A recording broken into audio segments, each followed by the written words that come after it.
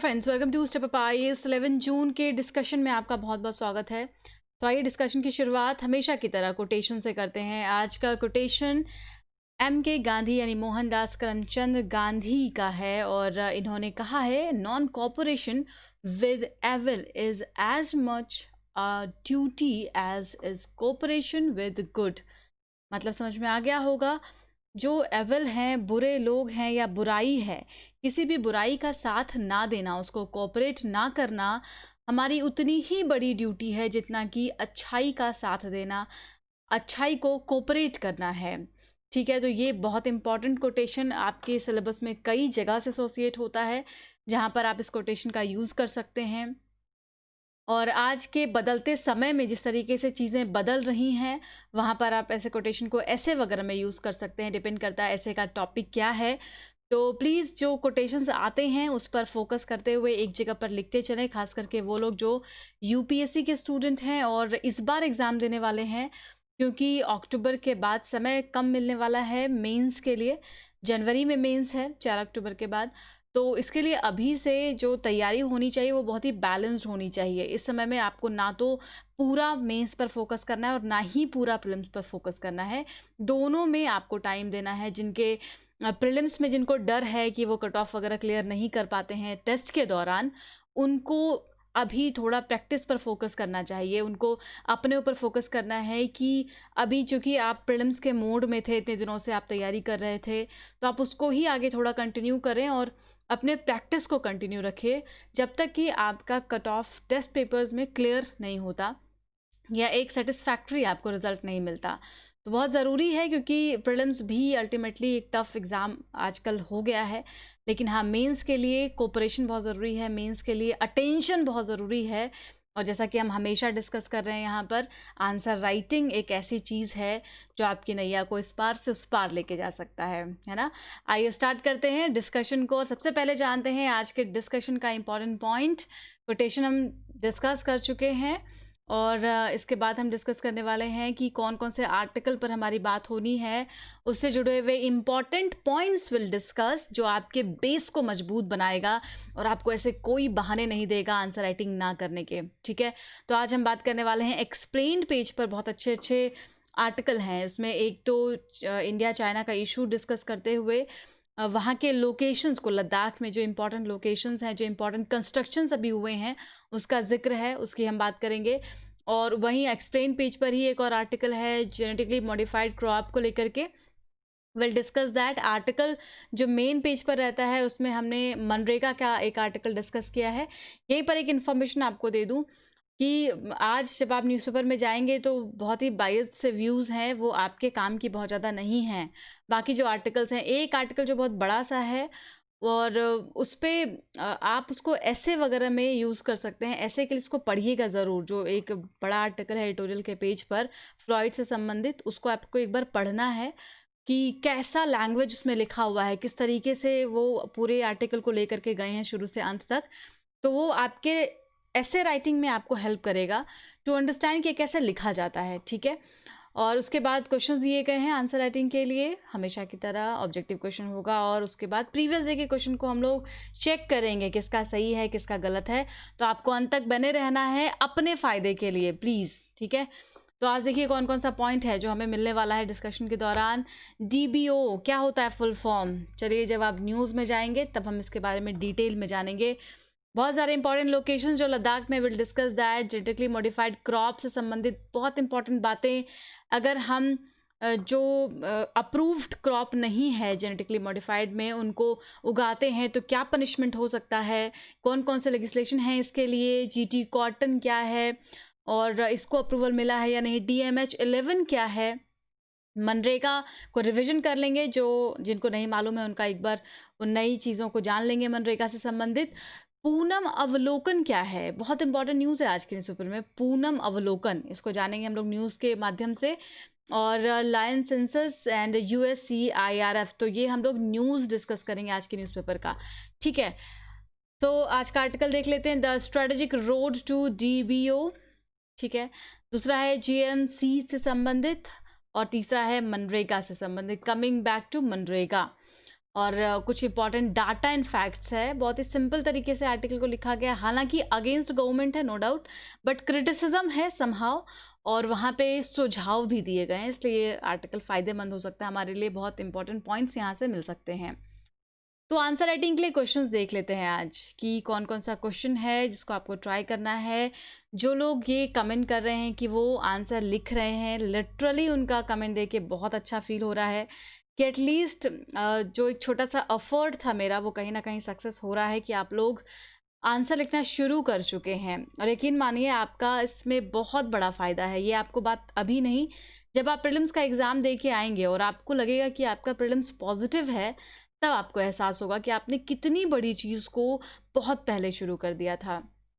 ठीक है, सो आज देखिए 4 क्वेश्चन है। पहला क्वेश्चन रहेगा जीएम क्रॉप पर। तो जब आप इस आर्टिकल को डिस्कस करेंगे वहाँ पे थोड़ा सा अटेंटिव रहना है। सिग्निफिकेंस, कोई भी आप आर्टिकल पढ़ते हैं, चाहे इस डिस्कशन में सुनते हैं या खुद से न्यूज़पेपर में पढ़ते हैं, तो हमेशा उसका रेलेवेंस सोचा कीजिए और उसमें सिग्निफिकेंस को सोचना बहुत ज़रूरी है कि why, where it is necessary, और फार्मर के इनकम में जीएम क्रॉप का क्या सिग्निफिकेंस है, कैसे वो उसको इंक्रीज़ कर सकता है।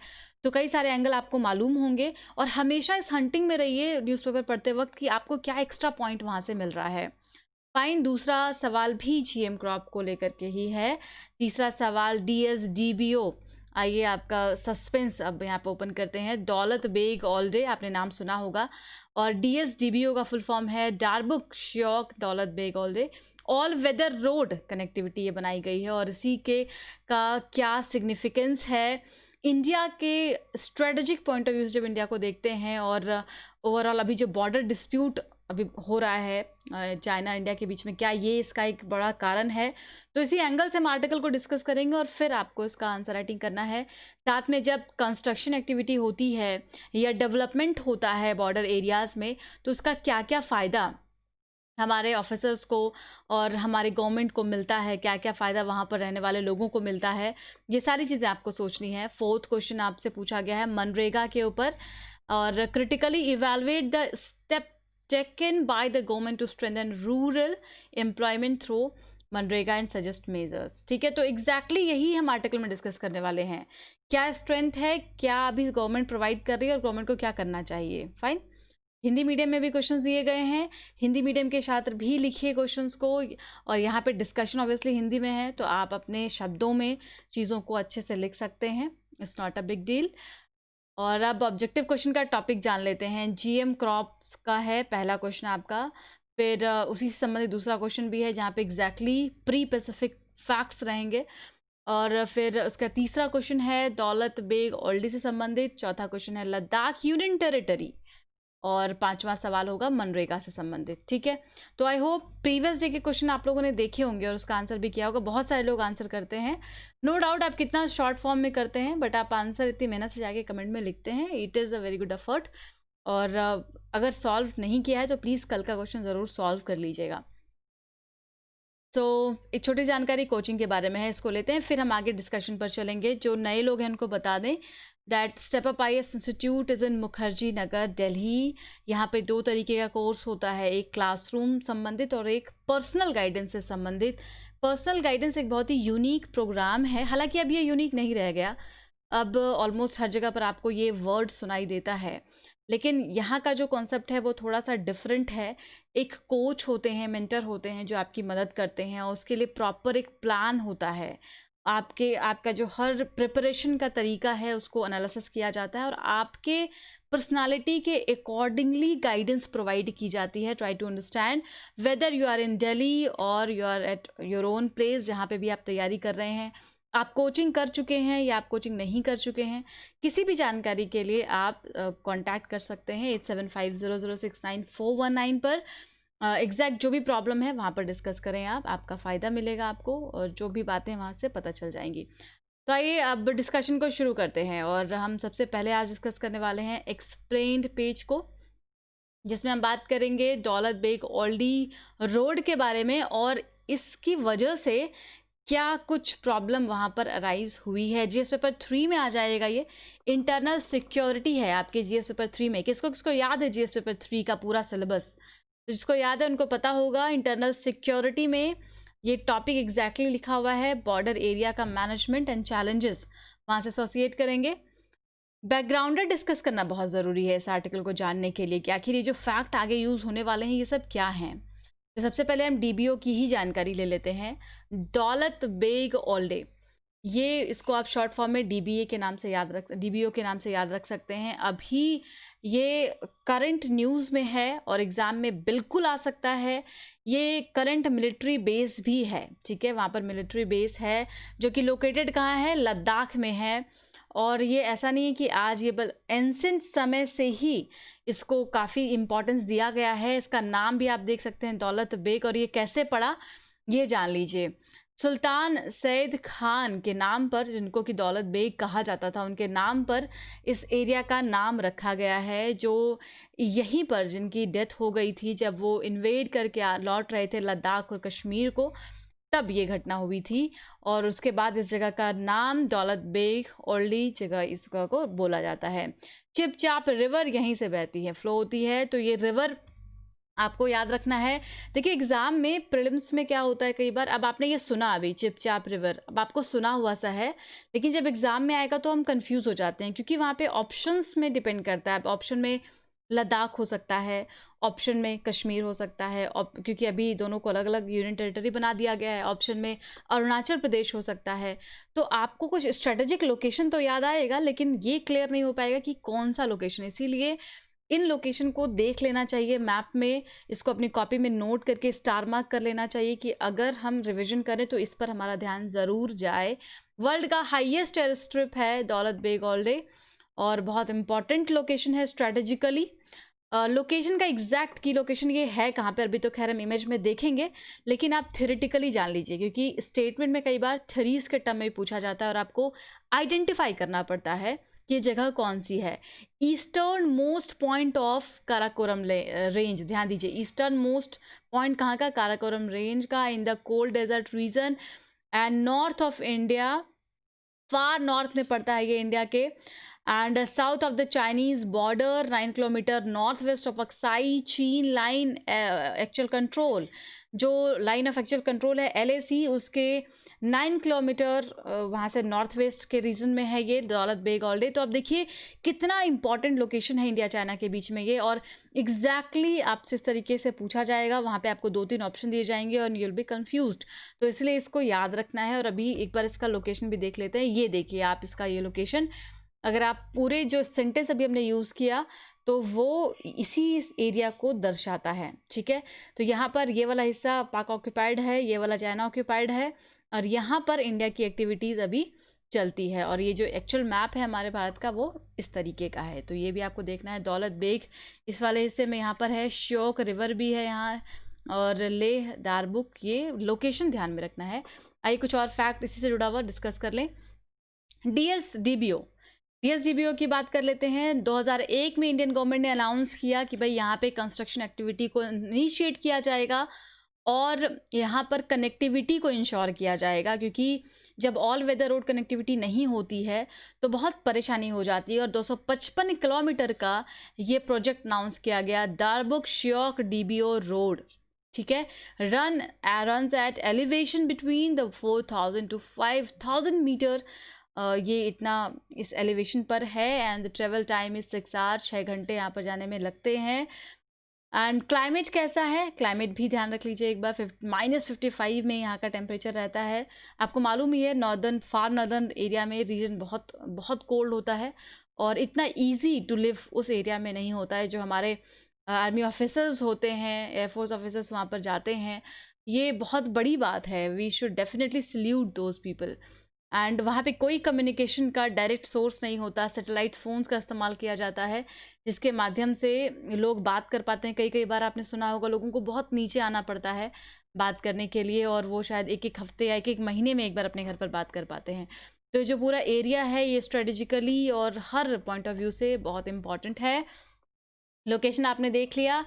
आइए आर्टिकल की शुरुआत करते हैं। A trigger for Chinese incursion, अभी जो हाल ही में डिस्प्यूट अराइज हुआ लद्दाख में चाइना इंडिया के बीच में, एक कारण इसे भी माना जा रहा है। जो 255 किलोमीटर का दारबुक श्योक दौलत बेग ऑडले ये रोड है जिसको कि ऑल वेदर रोड बनाया भारत सरकार ने, तो ये एक कारण यहाँ पर माना जा सकता है। जैसे कि जो पीपल्स लिबरेशन आर्मी है, उन्होंने टारगेट किया इंडियन टेरिटरी को और यहाँ पर परेशानी क्रिएट करने की कोशिश की। सिग्निफिकेंस जान लेते हैं, बिकॉज स्ट्रेटेजिक सिग्निफिकेंस बहुत ज़रूरी है इस एरिया का जानना। तो अभी हमने इसको एक बार ओवरव्यू देख लिया है ऊपर। चाइना के बहुत करीब और ख़ास करके अक्साई चीन का हिस्सा जो है, वहाँ पे जो लाइन ऑफ कंट्रोल है अक्साई चीन का, जब मैं नाम ले रही हूँ तो आपको एक और बात याद आई होगी। 1962 का जब वॉर हुआ था तो उस समय में आपको याद है चाइना ने एक कंस्ट्रक्शन किया था एक रोड का, और अक्साई चीन वाले हिस्से से वो रोड को आगे लेकर के तिब्बत में गया था। तो वो जो एरिया है वो ऑलरेडी बहुत डिस्प्यूटेड है, और वहाँ से बहुत ही क्लोजेस्ट लोकेशन पर हमने रोड बनाया है। यहाँ पर पेट्रोलिंग बहुत ही आसान हो जाएगी। हमारे इंडियन एयरफोर्स और आर्मी दोनों की पेट्रोलिंग यहाँ पर होती रहती है। लद्दाख में ये पूरा रीजन है, ऑटोनमस रीजन है, काराकोरम रेंज के पास है। तो इस एरिया में अगर इंडिया का अच्छा दबदबा होता है, एक्सेसिबिलिटी बहुत अच्छी होती है, तो पाकिस्तान और चाइना दोनों को काउंटर करना, दोनों पर नज़र रखना भारत के लिए अच्छा और आसान हो जाएगा। तो इस बात ये इसका सबसे बड़ा स्ट्रेटेजिक सिग्निफिकेंस है। अभी कई सारे डेवलपमेंट हुए हैं इस दौरान, और जो डिफेंस मिनिस्टर हैं प्रेजेंट राजनाथ सिंह जी, उन्होंने कहा that large numbers of Chinese troop have missed along the LAC. LAC के पास बहुत भारी संख्या में चाइनीज ट्रूप्स रहते हैं, और वैसी सिचुएशन में हमारा भी उतना ही वहाँ पर प्रेजेंट होना बहुत ज़रूरी है। और ये DSDBO जिसको अभी हम डिस्कस कर रहे थे, डाबुक शियोक दौलत बेग और ऑडले provides an Indian military access to the section of Tibet and Xinjiang highway. तो ये लोकेशन के बारे में जो भी स्ट्रेटेजिक पॉइंट है हमने डिस्कस कर लिया। लगातार 2013, उसके पहले भी 2013 में आपको बता दें कि दीपसांग प्लेट्यू का हमने जिक्र पहले भी किया हुआ है कि चाइना इंडिया की हम बात बहुत दिन से कर रहे हैं, तो दीपसांग प्लेट्यू का नाम याद होगा। 2013 में वहाँ पर ऐसे स्टैंड ऑफ हो गया। तो एक्चुअली आपने एक चीज़ नोटिस की होगी कि चाहे वो सिक्किम वाले हिस्से में हो, जैसे डोकलाम का इशू हुआ था, या ये दीपसांग 2013 की बात कर लीजिए, अभी प्रेजेंट लद्दाख की बात कर लीजिए, तो हर जगह पर क्या हो रहा है, जो जैसे पोंगोंग के पास हुआ, लेक के पास, जब भी कोई कंस्ट्रक्शन वर्क होता है तो एक माहौल वहाँ का ख़राब हो जाता है, माहौल में गर्माहट आ जाती है। ऐसा लगता है कि दोनों देश एक दूसरे को की बातों को समझ नहीं रहे हैं, जो एग्रीमेंट है उसको मान नहीं रहे हैं, और कहीं ना कहीं इनक्रोचमेंट या जो चाइना की फॉरवर्ड पॉलिसी है उस बात से इंडिया को हमेशा डर होता है कि वो अपनी फॉरवर्ड पॉलिसी को अपनाते हुए ऐसा ना हो कि हमें पता ही ना चले और उनके जो कंस्ट्रक्शन एक्टिविटीज़ हैं वो बढ़ते चले जाएं। तो अब एक बार जब भारत ने कंस्ट्रक्शन वर्क किया है अपने एरिया में, तो चाइना को परेशानी हुई है और चाइना ने इसलिए फिर से स्टैंड ऑफ कर दिया था। ठीक है, तो उस पर लगातार बातें चल रही हैं। DBO itself is less than 10 kilometre west to Aksai Chin. अब अक्साई चीन वाले हिस्से से जो LAC है वहाँ से 10 किलोमीटर से भी कम दूरी पर है ये DBO। तो आप मान करके देखिए कि कितना आसान है भारत की एक्टिविटी को वहाँ पे, और भारत का अगर नज़र रखना है भारत को उस हिस्से में, तो इजी हो सकता है, और वहाँ पे अपनी सारी चीज़ों को हम प्लेस कर सकते हैं। कई बार युद्ध तो खैर अब इस समय में हो नहीं सकता किसी भी देश के बीच में, बिकॉज इकोनॉमिकली बहुत डिपेंडेंट होते हैं देश दूसरे देशों पर, लेकिन एक माहौल क्रिएट किया जाता है और एलिगेशंस लगाए जाते हैं, इंटरनेशनल प्लेटफॉर्म पर बातें उठाई जाती हैं। तो ऐसे में आप देखते हैं कि लोग तैयारी करना शुरू कर देते हैं। चाइना अपनी तरफ से सारे जो भी उनके पास हथियार वगैरह है उनको आप इकट्ठा करना शुरू कर देता है और एक तरीके से भय बनाने की कोशिश करता है। तो जब आपका भी एक अच्छा पॉइंट, एक अच्छा लोकेशन उस एरिया में होता है, तो आपको ज़्यादा परेशानी नहीं होती है।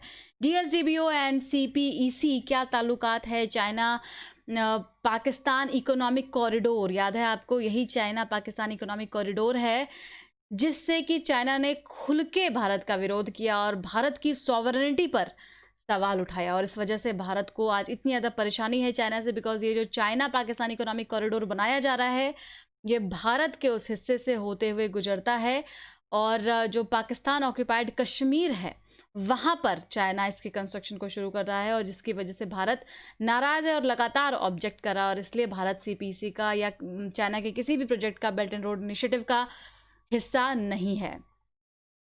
इसके पहले थोड़ा सा जाकर के देखिए 1963 में, तो आपको बता दें पाकिस्तान ने पीओके को, जो पाकिस्तान ऑक्यूपाइड कश्मीर है, उसको, चाइना को, उसके कुछ हिस्से को, 5000 स्क्वायर किलोमीटर को वहाँ पर एक एग्रीमेंट कर लिया चाइना के साथ, और उसलिए चाइना का अधिकार उस रीजन में हो गया। तो ऑब्वियसली ये कितनी अनएथिकल प्रैक्टिसेस हैं जो इंटरनेशनल नॉर्म्स में भी लेवल पर भी की जाती हैं। ठीक है, सो DSDBO ऑल वेदर रोड, अब ये ध्यान रखना है आपको कि ये ऑल वेदर रोड होगा, कनेक्टिविटी को इंश्योर करेगा। जैसे कई बार जब सीज़न बहुत ठंडा होता है या स्नोफॉल होता था तो वहाँ पर जो कनेक्टिविटी है वो रुक जाती थी, उसमें अब आसानी हो जाएगी। And Shyok river self is a tributary of Indus, basic fact prelims का याद रखिएगा। श्योक रिवर आपको मालूम भी होगा इंडस की ट्रिब्यूटरी है, flowing through northern Ladakh and Gilgit Baltistan. तो नदर्न लद्दाख से होते हुए गिलगित बाल्टिस्तान से होते हुए ये फ्लो करती है और इंडस में मिलती है, eventually rejoins the Indus at केरीज ईस्ट ऑफ शारदू, तो स्कार्दू। तो ये आप याद रखिएगा, प्रीलिम्स ओरिएंटेड फैक्ट है ये, क्योंकि आर्टिकल में चीज़ों को लिखा तो गया है बट साथ साथ में चूँकि हम एक्सप्लेन डिस्कस कर रहे हैं, जब आर्टिकल लिखा जाता है तो वहाँ पर एक एक कहानी से बनाई जाती है, शुरू से लेकर अंत तक उस पूरे फ्लो को लेके जाने की कोशिश करते हैं। लेकिन एक्सप्लेन वाले पेज पर क्या होता है कि आपको मैक्सिमम इन्फॉर्मेशन देने का उद्देश्य होता है। तो आप ध्यान से देखेंगे इस आर्टिकल को पढ़ करके तो आपको लगेगा कि इसमें मैक्सिमम इन्फॉर्मेशन आपको दी जा रही है rather than the analysis and the discussion, right. तो अब यहाँ पे 500 मीटर लॉन्ग ब्रिज का भी जिक्र है, ध्यान रखिएगा। अभी 2019 में हमारे डिफेंस मिनिस्टर ने इसको इनॉग्रेट किया था और इस ब्रिज का नाम किसके नाम पर रखा गया है? कर्नल चिवांग रिंचेन। बहुत इम्पॉर्टेंट है ये रोड और ये ब्रिज, क्योंकि अभी इसका इनॉग्रेशन हुआ है। इंडियन आर्मी हीरो लद्दाख के हैं, इनके नाम पर रखा गया है। और इसको आपको याद रखना है क्योंकि ऐसा माना जाता है कि वर्ल्ड का हाईएस्ट ब्रिज है ये। तो कहाँ पर है? लद्दाख में सिचुएटेड है। An alternative route exists from Leh to दौलत बेग और लेह, और लेह से लेकर के दौलत बेग तक का दूसरा रास्ता भी एग्जिस्ट करता है। वो रास्ता सिल्क रूट है, जो सिल्क रूट के समय में जब लेह से यारकांड को कनेक्ट किया जाता था, एंशिएंट में अब लेके चले गए। देखिए, क्वेश्चन कैसे भी पूछा जा सकता है। अगर क्वेश्चन आपसे पूछा गया तो आपको ये सारे फैक्ट पता होने चाहिए कि वहाँ पर एंशिएंट रूट कौन सा था, उस समय में कैसी कनेक्टिविटी थी, आज वहाँ का क्या स्ट्रेटेजिक पॉइंट ऑफ व्यू है। It leads from Nubra valley, तो नुब्रा वैली भी एग्जाम में आ सकता है। Nubra valley into upper Shyok valley, route to China Karakoram Pass, indicating the topographical and strategic interlinking to entire disputed region between the India and China। तो ये basic facts पढ़ लीजिएगा, आपके काम आएगा, इसको नोट भी ज़रूर कर लीजिएगा। आइए अगला आर्टिकल डिस्कस करें GM क्रॉप के बारे में। GM seeds debate and sowing agitation एक बार फिर से शुरू हो गया है। जो फार्मर यूनियन है वो पिछली बार भी इस समय में ही उनका प्रोटेस्ट हो रहा था, मूवमेंट उन्होंने लॉन्च किया था, और इस बार एक बार फिर उन्होंने एक ऐसा ही मूवमेंट लॉन्च कर दिया जिसमें कि वो सरकार से GM क्रॉप के रेगुलेशंस को हटाने की बात कर रहे हैं, GM क्रॉप को अप्रूव करने की बात कर रहे हैं। और GM क्रॉप कई एक क्रॉप्स के लिए है, उसको भी हम आगे देखेंगे, और इसी पर ये पूरा डिबेट एंड डिस्कशन है। GS पेपर 3 में आप इसको एसोसिएट कर दीजिए, साइंस एंड टेक्नोलॉजी में भी आ जाएगा क्योंकि हम यहाँ पे जेनेटिकली मॉडिफाइड क्रॉप का जिक्र कर रहे हैं। एनवायरनमेंट में भी एसोसिएट हो जाएगा, एनवायरनमेंट कंजर्वेशन से बहुत इंपॉर्टेंट एसोसिएटेड है ये, क्योंकि मना सिर्फ इसलिए किया जा रहा है बिकॉज अभी तक ये एनवायरमेंटलिस्ट ये पता नहीं लगा पाए हैं कि जो जेनेटिकली मॉडिफाइड क्रॉप्स हैं उनका आगे चल करके क्या नुकसान हो सकता है या कोई नुकसान नहीं हो सकता है, ये क्लियर नहीं है अभी तक, इसलिए लोग डर रहे हैं। तो इंट्रोडक्शन आपको मालूम चल गया है। शेतकारी संगठन के द्वारा एक बार फिर मूवमेंट को लॉन्च किया गया है, अनाउंस किया गया है, और बहुत सारे किसान और वैसे जो फार्मर्स यूनियन हैं, अगर उन्होंने किसी मूवमेंट को छेड़ा है तो अब मेज, सोयाबीन, मस्टर्ड, ब्रिंजल, इन सभी को जो जेनेटिकली मॉडिफाइड क्रॉप सीड्स हैं उनका यूज़ करके उगाने की कोशिश की जा रही है, जो कि अभी तक सेंट्रल गवर्नमेंट के द्वारा अप्रूव नहीं किया गया है। ठीक है, what are genetically modified seed, क्या होते हैं ये एक बार जान लेते हैं, बहुत ज़रूरी है। तो आपको ध्यान देना है, जेनेटिकली मॉडिफाइड पेरेंट के अच्छे अच्छे गुण को उनके चाइल्ड में लेकर के आ जाना। तो आप सोचिए वो चाइल्ड कितना एडवांस हो जाएगा।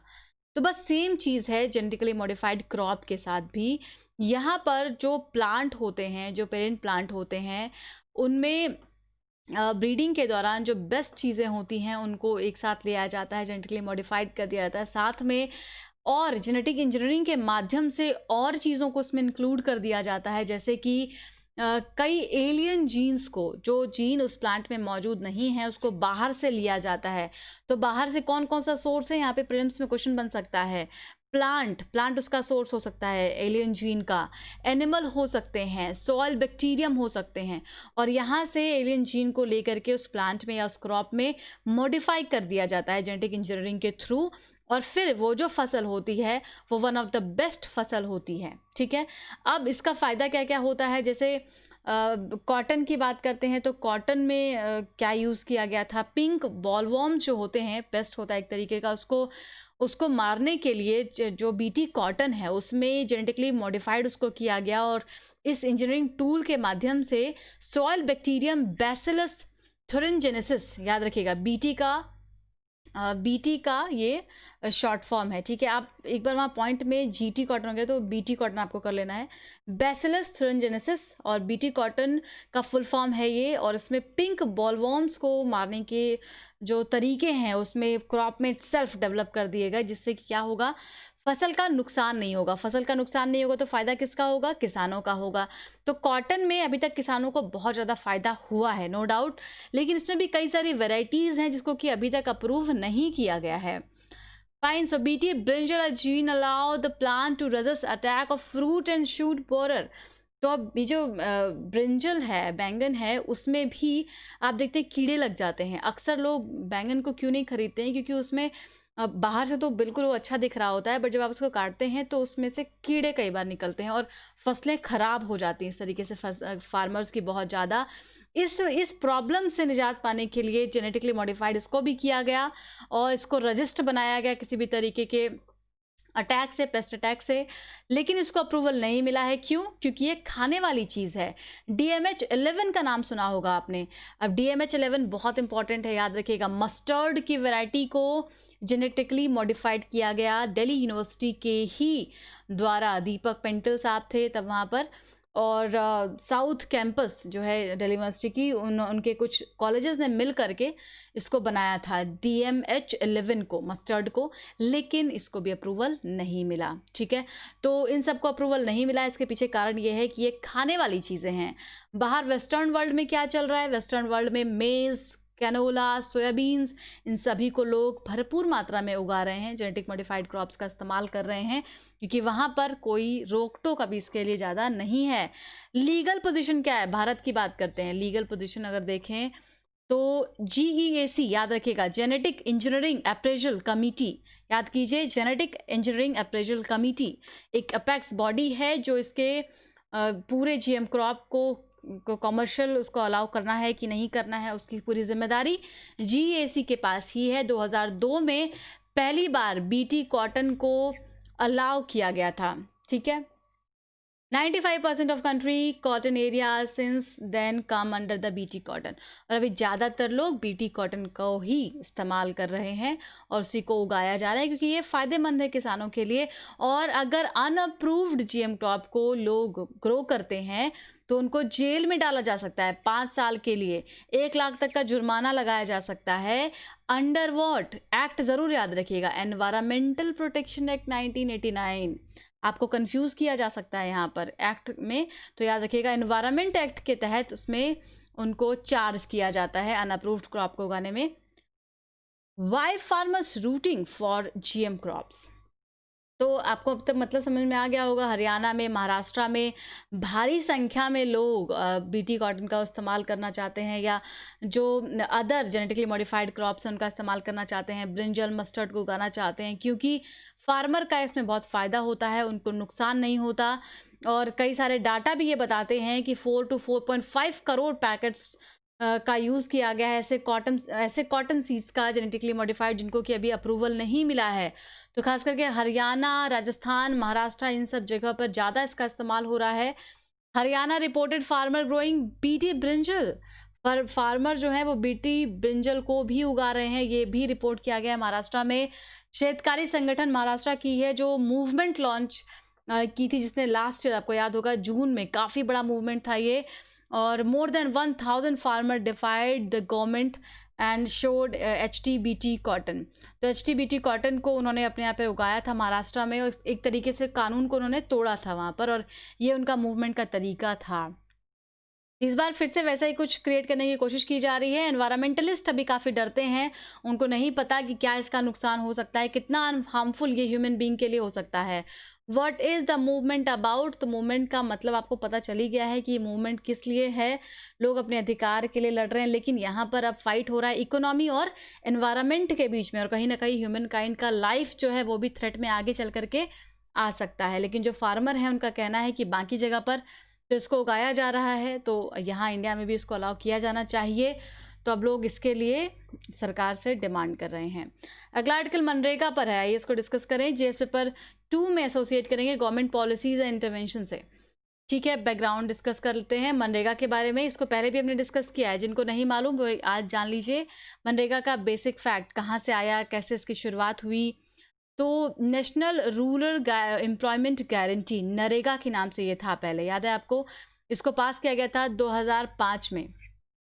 इसमें उद्देश्य ही था लोगों को गारंटीड एम्प्लॉयमेंट प्रोवाइड करना, रूरल एरिया में, अर्बन एरिया में नहीं। जो 100% अर्बन पॉपुलेशन है जहाँ पर, वहाँ इसको कवर नहीं किया गया था, सिर्फ रूरल एरिया में इसको कवर किया गया था। बाद में अब थोड़ा और पीछे जाके बैकग्राउंड देख लेते हैं, तो 1991 में आपको याद होगा PV नरसिम्हा राव की सरकार थी।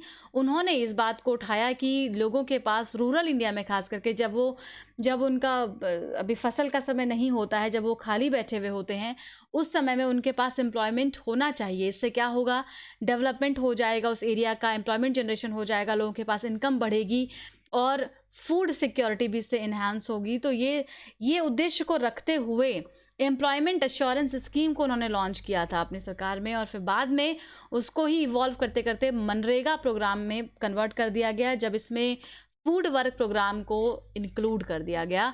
ऑब्जेक्टिव क्या है, बहुत अच्छे से मालूम है। 100 डेज की गारंटी वेजेस प्रोवाइड करने वाला एम्प्लॉयमेंट प्रोग्राम है ये। रूरल अनस्किल्ड लेबर को, बार बार इस बात पर मैं एम्फेसिस कर रही हूँ, रूरल अनस्किल्ड लेबर के लिए 100 दिन के लिए गारंटी वाला एम्प्लॉयमेंट जनरेशन प्रोग्राम है।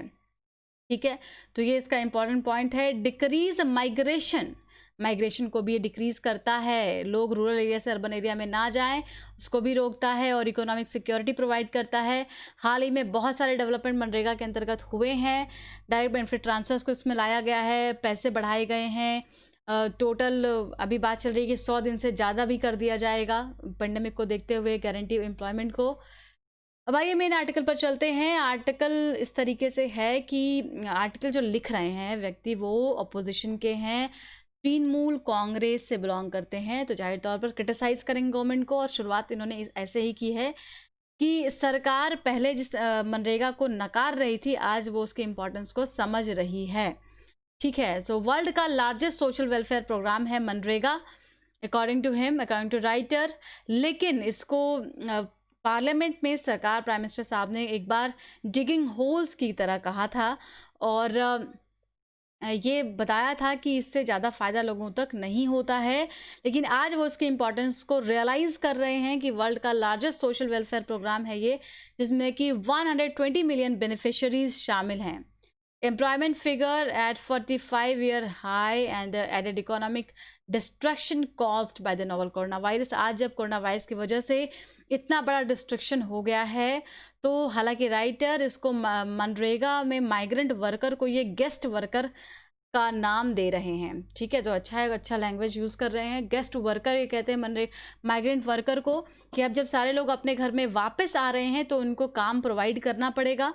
और इसके तहत इस बार 2020 के अप्रैल में 3.5 मिलियन लोगों ने एनरोल किया है इस गारंटी प्रोग्राम में, जो कि पिछले साल से कहीं ज़्यादा है। लिविंग मॉन्यूमेंट ऑफ फेलियर, सरकार ने, प्रेजेंट गवर्नमेंट ने पहले इसको लिविंग मॉन्यूमेंट ऑफ फेलियर भी बताया था, मतलब इसका ज़्यादा यूज़ नहीं है। मनरेगा बहुत अच्छा काम नहीं कर पा रही है, और इसके लिए इसको डिस्करेज भी करने की कोशिश की गई थी। एलोकेशंस को लगातार घटाया गया था। स्टेट गवर्नमेंट को पैसे, इसमें जो स्टेट गवर्नमेंट ने, क्योंकि इसमें जो वेजेस दिए जाते हैं ना, जो तनख्वाह मिलती है 100 दिन काम करने की, वो सेंट्रल गवर्नमेंट देती है मनरेगा के तहत, याद रखिएगा, ये बहुत इंपॉर्टेंट फैक्ट है। लेकिन अगर आपको अनएम्प्लॉयमेंट अलाउंस देना है तो वो स्टेट गवर्नमेंट को देना पड़ता है, ठीक है। अगर आप मनरेगा के तहत नौकरी नहीं दे पा रहे तो आपको जो अलाउंस है वो स्टेट गवर्नमेंट को देना है, और जो मनरेगा के तहत सैलरी मिलती है, वेजेस मिलते हैं, वो सेंट्रल गवर्नमेंट देगी। जो सेंट्रल गवर्नमेंट स्टेट गवर्नमेंट को पैसे भी नहीं चुका पाई अभी तक बहुत सारी जगह पर, तो कहीं ना कहीं पूरे स्कीम को डीमोटिवेट और डिस्करेज करने की कोशिश की जा रही थी। एंड ग्राउंड रियलिटी क्या है मनरेगा की, ये भी इन्होंने बताया अपने तरीके से।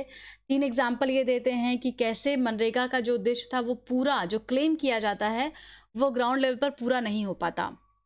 वो कैसे? तो इस तरीके से कि जो जो राज्य सरकार और यूनियन टेरिटरी में जो मिनिमम वेजेस दिए जाते हैं, जो मिनिमम वेज रखे गए हैं, उससे कहीं कम है जो मनरेगा के वर्कर को दिया जाता है। ठीक है, फिर सरकार ने बहुत ज़्यादा एलोकेशन बोला कि हम इसमें और पैसा एलोकेट कर रहे हैं और 100 डेज़ की गारंटी प्रोवाइड कर रहे हैं, वर्क दे रहे हैं, लेकिन एक्चुअली में लोगों को 45 से 50 डेज़ तक ही काम प्रोवाइड किया जाता है और मिल पाता है। पिछले कुछ सालों में ये देखा गया है। उसके बाद अभी एलोकेशंस को बढ़ाया गया है, लेकिन उसको और जो प्रीवियस पेमेंट है उसमें वो लगने वाला है। तो आप चाहे पेमेंट को यहाँ पे एलोकेशंस को बढ़ा रहे हैं, लेकिन उसका अगर आप रियल मायने में एनालिसिस करें तो वो बहुत ज़्यादा नहीं है। इसलिए यहाँ पे अब इनका कहना है कि इस इतने वर्स्ट कंडीशन में, इतने डिजास्टर्स कंडीशन में कुछ भी क्रिटिसाइज ना करते हुए सेंटर स्टेट को साथ मिलकर के काम करना चाहिए, और ये कुछ कंस्ट्रक्टिव सजेशंस यहाँ पर ऑफर कर रहे हैं ऑपोजिशन होने के नाते।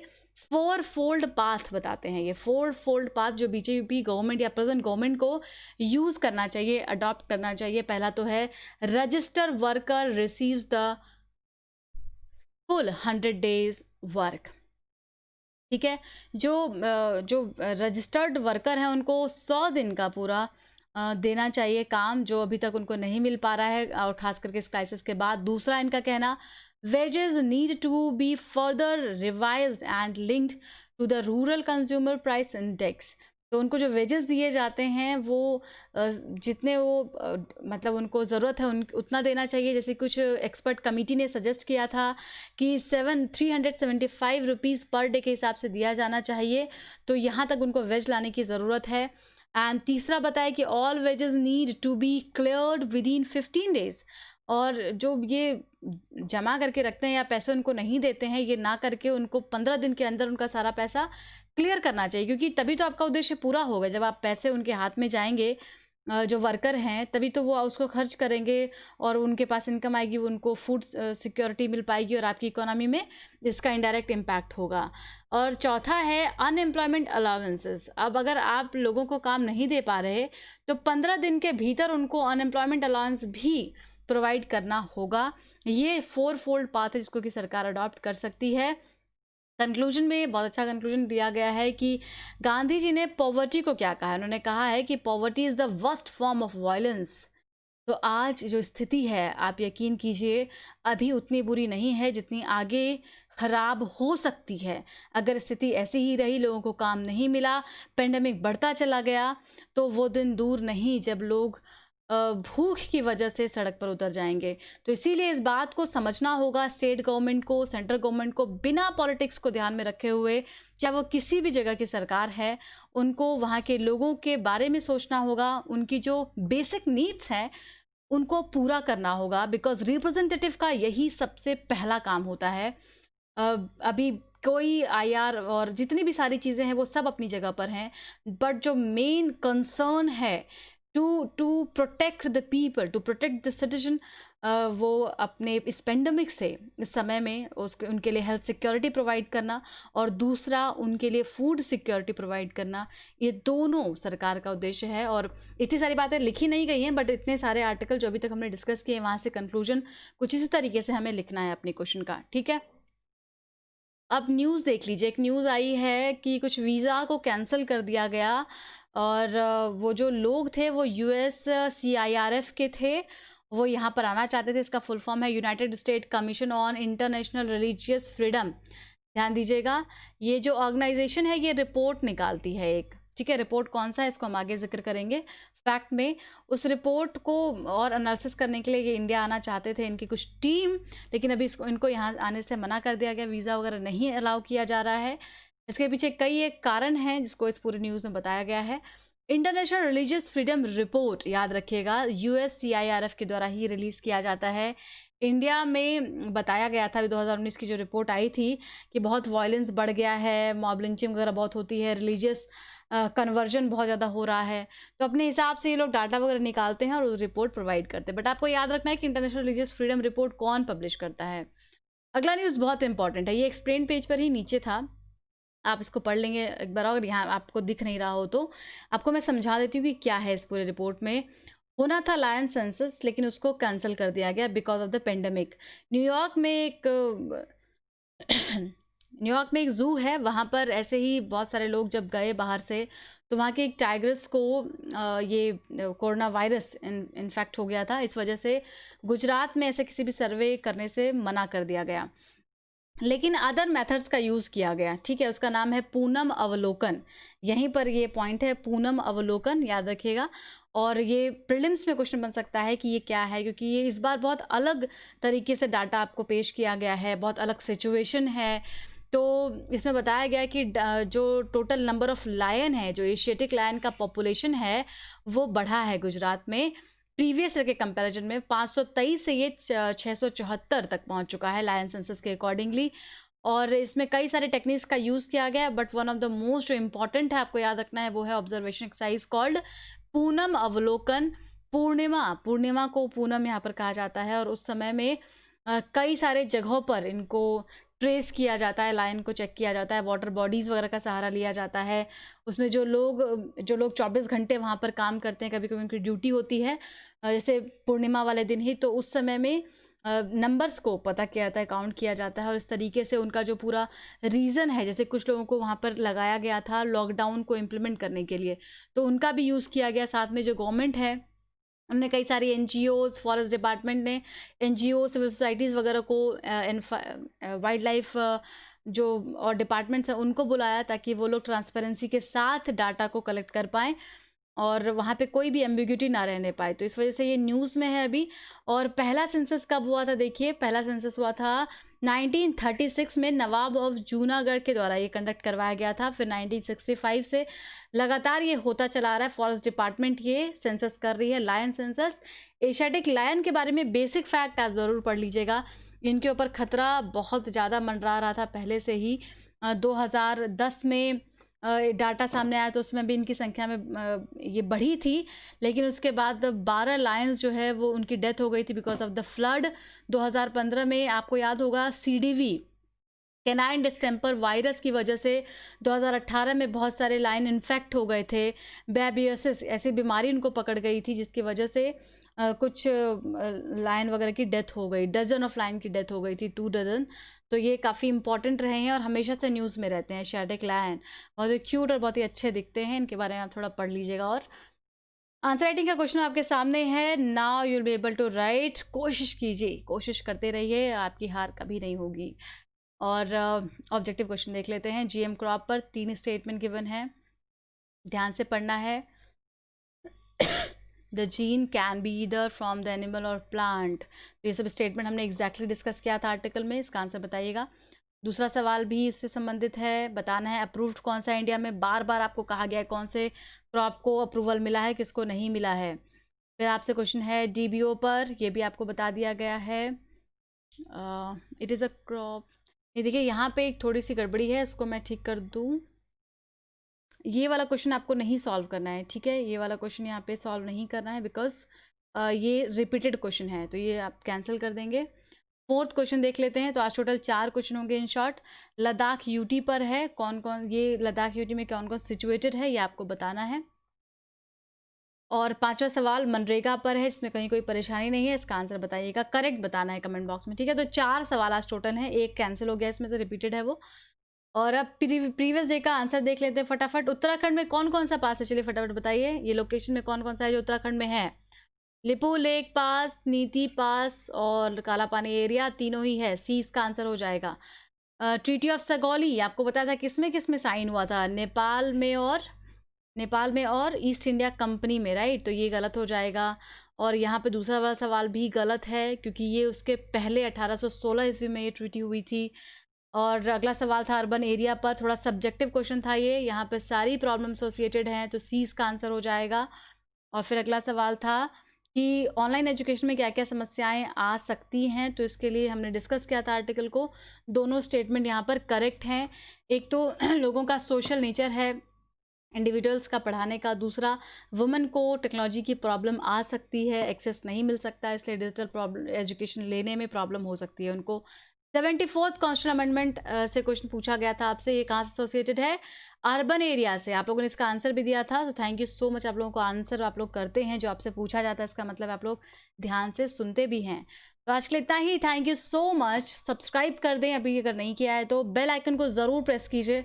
सभी लोगों से रिक्वेस्ट है, एक बार ज़रूर देख लें बेल आइकन प्रेस्ड है या नहीं, ताकि नोटिफिकेशन आ जाए आपके पास और आप कंफ्यूज ना रहें। एंड शेयर करते रहिए। बहुत सारे लोग बहुत अच्छे अच्छे कमेंट कर रहे हैं कि वो लोग ऐड स्किप नहीं करते, वो शेयर करते हैं। Thanks a lot.